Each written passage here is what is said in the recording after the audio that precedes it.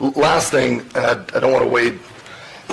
Sorry, I don't want to wade into national politics, but the reality is that we likely have families of federal workers that are residing right here in New Smyrna Beach that are among the 78% of Americans who live paycheck to paycheck. And through the national government shutdown is about to start hurting them in a pretty big way as the paychecks start piling up. So I don't know exactly what we can do as a city, but I started just thinking about if there were anything we could do. I certainly don't want to see people in our community suffer just because they're delayed in getting paid while we figure out some things on the national scene. So and I come to the commission with kind of a question, I guess, on this of would we be willing to consider some kind of a measure that giving staff some authorization to put some kind of, I call it emergency measures almost in place to be able to work with our residents who have been impacted by this. And I think probably the main thing actually is obviously the UC is probably the bigger party in this. So we'll see where they go. I'm not thinking waiving anything. I'm thinking just delays. I mean, everything that I hear and read is people will eventually be paid. They're just not going to be paid on a regular schedule.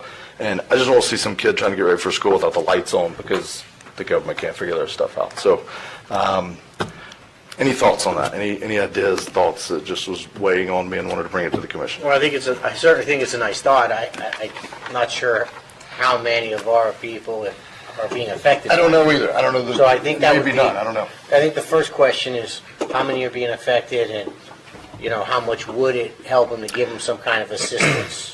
And I'm not thinking of giving them anything. I'm thinking of just allowing them, Sure. again. And mainly, it's honestly probably not so much the city. There's not too many things that are critical here. It's more probably the on the UC. So.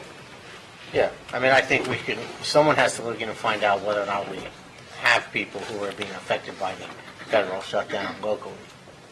So I think that would be the first step. And if I may, Mr. Mayor, Sure. you'd be surprised how many federal workers we may have in our midst.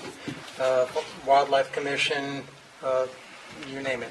Parks, Veterans yep. Affairs, Yep. Parks. I know their park is closed right now. Some of those people live here and were born here. Yeah. So we should do what we can to fill in those gaps. Yeah. I agree.